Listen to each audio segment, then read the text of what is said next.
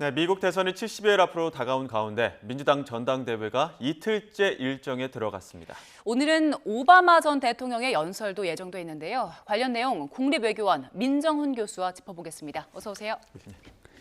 자, 민주당 전당대회 2일차입니다. 아무래도 오늘 가장 큰 관심은 이 오바마 전 대통령 부부의 지지 연설일 텐데 지금 오바마 전 대통령과 해리스의 인연부터 좀 짚어볼까요? 그렇습니다. 미국 언론에서 오바마와 해리스 인연이 한 20년 동안 지속됐다 이렇게 얘기를 하죠. 그래서 내용을 좀 살펴보면 2004년도에 예. 이제 민주당 첫 전당대회죠. 전당대회에서 2004년도에 이제 오바마 상원의원이 선거자금 모금 행사를 했는데 캘리포니아에서 했는데 그때 캘리포니아 주 샌프란시스코의 어떤 검사장인 해리스 검사장이 도움을 줬다는 겁니다. 그래서 이제 개인적으로 친분을 쌓게 됐고, 그리고 이제 아무래도 개인적인 배경이 비슷하잖아요. 혼혈 가정이고 흑인 계통이고 그리고 법학을 공부하고 정치 입문한 이런 부분에서 어떤 공통점을 많이 발견한 것 같고, 그래서 이제 우리가 속칭 말하는 케미가 잘 맞았던 것 같습니다. 그리고 나서 2008년도에 오바마 상원의원이 이제 대선에 도전했잖아요. 그 당시에 힐러리 클린턴 뉴욕 상원의원이 굉장히 국무장관이 굉장히 유력한 선두주자였는데 그때 이제 해리스 후보 부통령이 이제 클린턴 대신에 오바마를 지지하면서 어떤 친분을 드러냈는데 결과적으로는 오바마 대통령이 어떤 승리를 했지 않습니까? 그래서 굉장히 돈독하게 관계가 이어졌고 그 이후에도 관계를 이어오다가 2016년에 해리스 부통령이 연방 상원의원에 출마했을 때 캘리포니아주 출마했을 때 오바마가 지지 표명을 했고 2020년에도 바이든 후보의 러닝메이트로 해리스 부통령이 지명됐을 때도 지지를 보내면서 정치적 인연을 이어왔고, 그리고 이번에 바이든 대통령이 급작스럽게 후보 사퇴를 하고 나서 해리스 부통령이 후보로 이제 갑자기 올라왔잖아요. 그렇게 되니까 아무래도 새로운 자신의 캠페인 팀을 꾸려야 되는데 아무래도 새로운 인물들 고용해야 되는데 이때 오바마 선거 운동을 도와줬던 그런 핵심 인물들이 다시 기용됐다는 거예요. 그래서 그런 부분에서 오바마 전 대통령이 해리스 후보에 대해서 많은 정치적인 조언과 독려를 해주고 있다. 그런 부분 조명을 받고 있습니다. 네, 오바마 전 대통령 사실 연설도 굉장히 잘하기로 유명하잖아요. 이번 지지 연설은 어떤 의미가 있을까요? 그러니까 크게 언론에서 나오는 걸 보면 무엇보다도 이번 전당대회에서 가장 중요한 것은 해리스의 대관식이잖아요. 출정식이기 때문에 해리스 후보를 띄워주는 게 가장 중요할 건데 그럼 어떻게 띄워야 되느냐. 그렇기 때문에 대부분의 연설을 하러 나온 그런 연사들이 트럼프 전 대통령을 비판을 하고 그 대안으로 미국의 미래를 위해서 해리스 후보를 띄워주는 이런 모습을 보여주는데 오바마 전 대통령 같은 경우에는 나이는 60대 초반이지만 여전히 민주당에서 영향력을 행사하는 말씀해 주신 것처럼 연설을 잘하고 어떻게 보면 원로거든요. 그렇기 때문에 정치 영향이 강하기 때문에 부정적인 어떤 메시지를 많이 던지는 것보다는 2004년도에 오바마 그때 정치 신인이었던 오바마 어떤 상원의원을 전국 무대로 띄워준 것이 희망과 변화, 이 어떤 긍정적인 메시지를 던지면서 민주당 지지를 결집시키는 이러한 메시지를 통해 가지고 일약 스타로 올라왔거든요. 이런 부분을 좀 강조해 줄 것 같아요. 그래서 해리스 후보를 향한 어떤 지지 메시지를 내면서도 희망, 변화, 그리고 전진 이런 메시지를 던지면서 우리가 미국의 미래를 위해서 해리스 후보를 지지하고 해리스 리더십 밑에 뭉쳐야 된다. 이런 메시지를 던지면서 분위기를 한번 끌어올릴 거다. 이렇게 예상을 하고 있습니다. 애초에 이제 해리스 후보가 급부상했을 때 오바마 전 대통령의 지지가 좀 늦다 보니까 이게 혹시나 미셸 오바마 여사를 또 염두에 둔 것 아니냐 이런 얘기 많이 나오지 않았습니까? 근데 이번에는 또 미셸 오바마 여사 지지 연설을 또 하게 될 텐데 이때 또 어떤 메시지 나올까요? 그러니까 미셸 오바마 말씀해 주신 것처럼 미셸 오바마 전 영부에도 좀 곤욕스러웠을 거예요. 본인은 정치적 출마 의사가 거의 없는데 주변에서 계속 이제 유력 후보로 이제 거론이 되고 있으니까 그렇기 때문에도 오늘 연설을 하셔야 되겠죠. 그래서 지지 연설을 통해 가지고 분명하게 본인은 어떤 정치 출마 의사가 없다는 걸 분명히 하고, 그리고 이제 미셸 오바마 여사도 여성이기 때문에 어제 힐러리 클린턴 전 국무장관이 이제 첫날 나와서 천조 연설을 하셨잖아요. 그러면서 이제 자신이 첫 번째로 2016년에 어떤 유리천장 최고위직에 도전하는 첫 번째 백인 여성이지만 여성이었단 말이에요. 실패를 했긴 했지만 이번에 8년이 지나서 해리스 부통령이 다시 도전하는데 흑인 여성이잖아요. 예. 그러니까 역사적 의미가 더 크기 때문에 이 부분에 힘을 실어주는 연설을 했거든요. 그 연장선상에서 미셸 오바마 여사도 어떤 연설을 하실 것 같아요. 그래서 최초로 이제 그 흑인 여성 그리고 아시아계 어떤 흑인 여성으로서 대통령 도전하는 해리스 후보를 지지하고 이와 더불어서 여성의 권리, 뭐 예. 낙태라든지 이런 부분에 대해서 강조하면서 트럼프 전 대통령과 차별화를 부각하지 않을까 생각하고 있습니다. 예. 네. 저희가 그 전당대회 이제 연설 모습은 잠시 뒤 한 12시쯤이죠. 그때쯤에 중계를 해 드릴 거고요. 어제 전당대회 첫날이었습니다. 조 바이든 대통령이 연설에 나섰는데 상당히 길게 했어요. 47분 정도. 눈물을 흘리는 모습을 보였더라고요. 어제 1일차는 바이든 대통령을 위한 시간이었다 이렇게 봐도 과언이 아닙니다. 그래서 사실 전당대회 때는 트럼프 전 대통령을 제외하고 이 대선 후보가 마지막 날 그 수락연설 하기 전에는 잘 모습을 잘 보이지 않아요. 예. 그게 전통이고 뭔가 신비주의 그리고 어떤 예. 분위기를 극대화시키기 위한 그런 선거 전략인데 트럼프 전 대통령 그걸 깼어요. 그래서 이제 전당대 첫날부터 나오셨기 때문에 예외긴 합니다만 어제 해리스 부통령이 이 전당대회 모습을 드러내는 것은 바이든 대통령에 대한 예우 차원이다 이렇게 생각을 하고 있습니다. 예. 오늘은 안 나오시잖아요. 그러니까 예. 그 위스콘신에 선거 유세를 가기 때문에 그런 게 이제 전통인데 어쨌든 어제는 바이든 대통령이 결단을 내려서 후보 사퇴를 했고 해리스 부통령이 후보로 이제 추대된 게 아니겠습니까? 그거에 대한 감사를 해리스 부통령뿐만 아니라 민주당 지지층이 이제 표하는 거죠. 그래서 We love Joe 해가지고 우리는 바이든 대통령 사랑합니다. 그러면서 막 환호를 던지고 그리고 그거에 감격해서 막 눈물을 보이기도 하고 거의 50분간의 연설을 통해서 자신이 이뤄온 업적이라든지 이런 업적을 토대로 해서 바이든 해리스 후보를 왜 지지해야 되는가 그리고 트럼프 전 대통령과의 차별 좀 막말도 던져가시면서 험한 말도 하시면서 트럼프 후보를 좀 공격하기도 하죠. 이러면서 차별을 통해 가지고 해리스를 띄워주는 그런 역할을 했거든요. 그래서 어제는 제가 볼 땐 오롯이 바이든을 위한 시간이었고 그런 측면에서 굉장히 참 보기 좋았다 생각하고 있습니다. 예, 보통 이제 전당대회가 당의 가장 큰 이벤트이기 때문에 그러다 보면 당을 상징하는 색을 좀 타이든 옷을 입지 않습니까? 그런데 이제 트럼프 전 대통령 같은 경우에는 공화당 전당대회에서 아주 빨간 넥타이를 하고 왔었고요. 귀에도 붕대를 감고.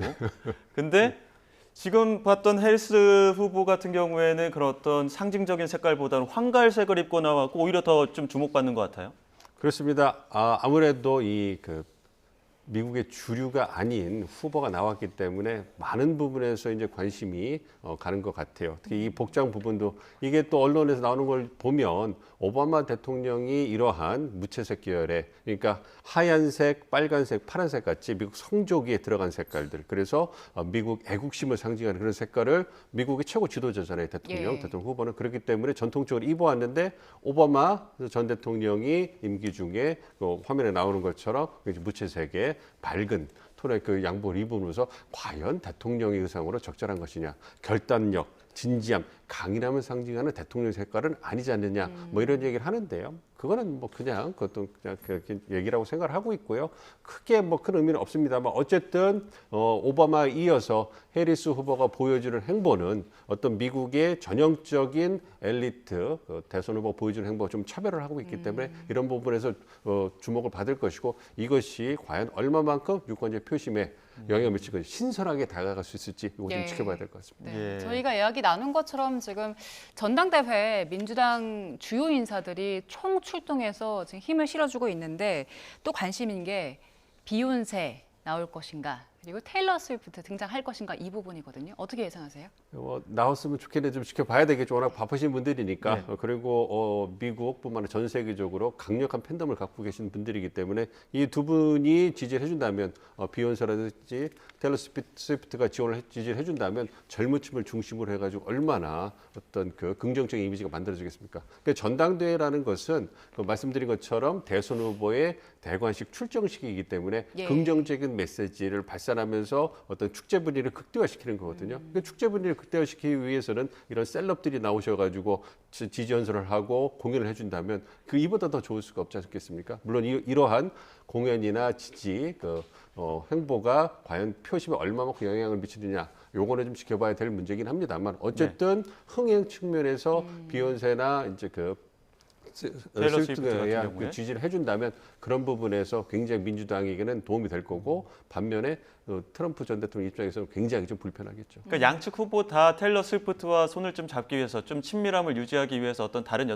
여러 전략들을 쓰고 있는데 최근에 또 트럼프 전 대통령 테일러 스위프트가 자신을 지지한다 사진 올렸는데 이게 또 가짜 사진으로 확인돼서 논란이 됐거든요. 이 부분 어떻게 보셨습니까? 아무래도 트럼프 전 대통령이 갖고 있는 그런 스위프트에 대한 좀 불편함이죠. 네. 그러니까 아무래도 비욘세나 스위프트나 과거의 어떤 그 정치 성향을 보면 바이든 대통령 후보를 지지하고 민주당 그 성향이 강하거든요. 이런 부분에서 좀 그 안타까운 거죠. 이러한 셀럽들이 지지를 해준다면 젊은층이라든지 여성의 표심을 잡는데 트럼프 전 대통령이 도움이 될 텐데 예. 이런 부분에서 좀 아쉬운 거고 그러니까 오롯이 이러한 관심을 해리스 후보가 받는 것에 대한 불편함을 표현하는 거죠. 그래서 뭔가 그 자신이 갖고 있는 가짜 뉴스지만 이거를 부각시켜 가지고 언론의 관심을 흐트러뜨려 가지고 예. 모든 관심이나 주목이 해리스한테 가는 것을 좀 이렇게 희석시키는 그러한 모습이 아닌가 생각하고 있습니다. 그 과거 보면은 테일러 스위프트가 선거에 미치는 영향력이 상당했잖아요, 실제로. 그런데 트럼프가 이렇게 가짜 사진을 이용해서 트럼프 테일러가 나를 지지한다 이런 이야기를 할 경우에 반작용, 부작용은 없을까요? 그러니까 양날의 겁이라고 할 수 있는 거죠. 말씀드린 것처럼 그 스위프트가 그리고 스위프트와 그 팬들이 이제 그 트럼프 후보를 지지했다라는 그런 가짜 뉴스를 올려가지고 일단 이슈화 시키잖아요. 그럼 그것에 대해서 확인하고 이게 가짜 뉴스다. 이걸 그 후속 그 보도를 보신 분들은 부정적인 이미지를 가질 수 있지만 그렇지 않고 그냥 헤드라인만 보신 분들은 확인하지 않은 분들은 그럼 스위프트가 변했네, 트럼프를 지지하네, 과연 적절한가 이렇게 하고 넘어갈 수 있단 말이에요. 그러니까 책임지지 않는 정치적 행보긴 합니다만 그럼에도 불구하고 말씀드린 것처럼 오롯이 모든 관심이 해리스에 가는 것보다는 이러한 뭔가 가짜 뉴스를 통해서라도 뭔가 분열시키고 뭔가 희석시키는 것이 트럼프 입장에서는 좀 도움이 되는 것이 아닌가 이런 판단을 한 거다 생각하고 있습니다. 지금 트럼프 전 대통령 어떤 고민 가장 클까요? 어떤 전략을 좀 내세워야 된다고 보십니까? 공화당 입장에서는 그 선거 전략을 프레임을 잘 세웠다고 생각해요. 그러니까 바이든 행정부의 실정을 부각시키는 것. 그러니까 네. 어쨌든 바이든 대통령이 출마했다가 사퇴 이후에 2인자인 해리스 부통령이 후보가 됐잖아요. 예. 그렇기 때문에 이번 선거는 야당 입장에서는 그 현 행정부에 대한 심판 선거로 몰고 가는 게 가장 유리합니다. 왜냐하면 여전히 미국 내 경제 상황이 녹록치 않아요. 예. 인플레이션이나 물가 같은 부분은 유권자들이 굉장히 어려워하는 부분이고 실제로 여론조사 결과를 보면 경제나 남북 국경, 이민 문제 이렇게 민감한 문제들에 있어서는 트럼프 전 대통령이 해리스 후보보다 더 잘 처리할 것이다. 이러한 평가가 나오고 있기 때문에 이러한 부분을 고려해서 트럼프 전 대통령 입장에서는 지속적으로 바이든 행정부의 실정을 경제 남북 국경 문제를 중심해서 부각을 시키고 여기에다가 이제 바이든에서 해리스로 교체가 됐으니까 해리스가 갖고 있는 어떤 정책적 지향적, 즉 극단적 진보주의자, 공산주의자, 마르크스주의자 이걸 통해 가지고 민주당 지지층과 무당파를 갈라치게 하는 이런 전략을 쓰는 것이 가장 유리한 선거 전략이 보는데 이거를 트럼프 전 대통령이 너무 모든 관심이 해리스 후보한테 가니까 불편한 거예요. 그러니까 예. 인신 공격을 통해 가지고 자신이 깎아먹는 이런 모습을 보여왔거든요. 근데 이런 부분에 대해서 공화당 내부에서 이제 비판이니까 조금씩 자제하는 모습을 보이고 있습니다만 예. 얼마만큼 자제할 수 있는가 이 부분이 가장 중요한 선거 전략에 있어서 포인트가 아닌가 생각하고 있습니다. 지금 확실히 선거판이 뜨거워지긴 했습니다. 그 노스캐롤라이나주 과거에는 공화당 우세 지역이었잖아요. 그런데 이번에는 경합주로 다시 분류가 됐더라고요. 예, 좀 지켜봐야 될 것 같습니다. 왜냐하면 이번 달은 해리스의 시간이고 민주당 지지층이 결집하는 모습이 나타나고 있기 때문에 이러한 부분이 경합주에서 반영되고 있는 것 같아요. 노스캐롤라이나, 사우스캐롤라이나, 조지아 이 남부주들은 흑인 유권자들이 많기 때문에 물론 노스캐롤라이나나 사우스캐롤라이나가 공화당 지지하는 그런 주긴 합니다만 노스캐롤라이나는 경합주고 흑인이 많기 때문에 이러한 민주당 지지층이 결집하는 걸 반영하는 것 같아요. 그렇지만 저희가 좀 주의해서 봐야 될 거는 그럼에도 불구하고 여전히 여론조사 결과를 평균을 내보면 트럼프 전 대통령이 노스캐롤라이나에서도 앞서고 있어요.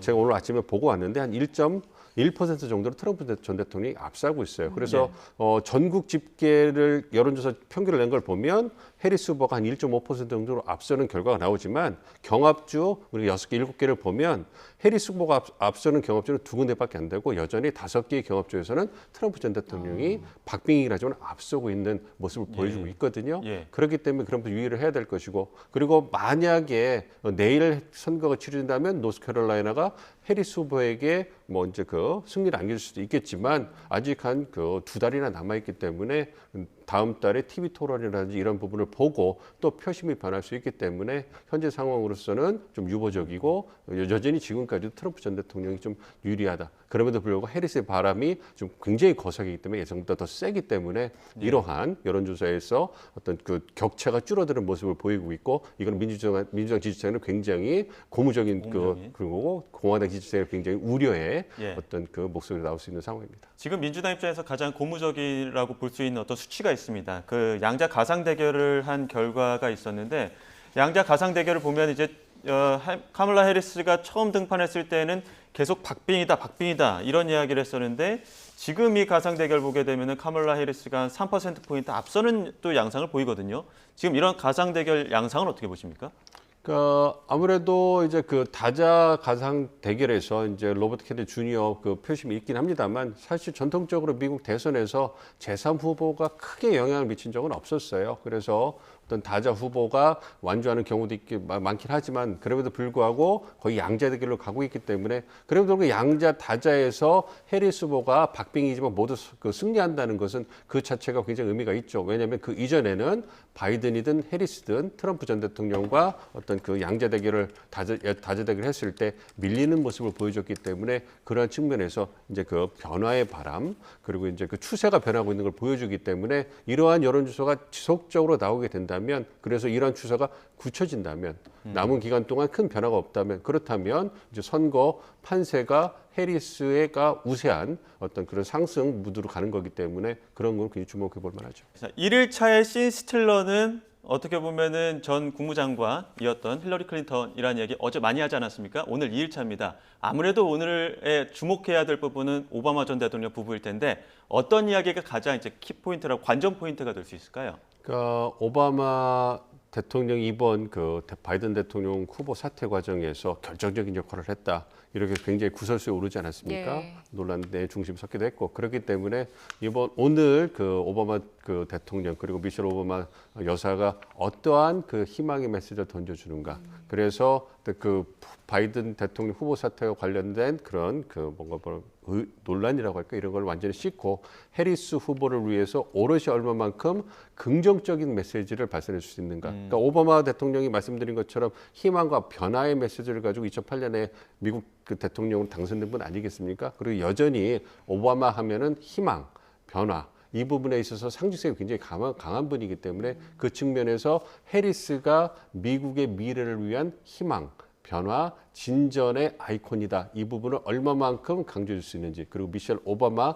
여사도 그러한 부분에서 얼마만큼 오바마와 함께 힘을 실을 수 있는지 이 부분이 가장 주목되고 얼마나 연설을 잘 하시잖아요. 얼마나 네. 감동적으로 전달을 해주시는지 이것도 또 다른 관전 포인트라고 생각하고 있습니다. 예, 자, 여기까지 듣도록 하겠습니다. 지금까지 국립외교원 민정훈 교수와 함께 이야기 나눠봤습니다. 고맙습니다. 고맙습니다.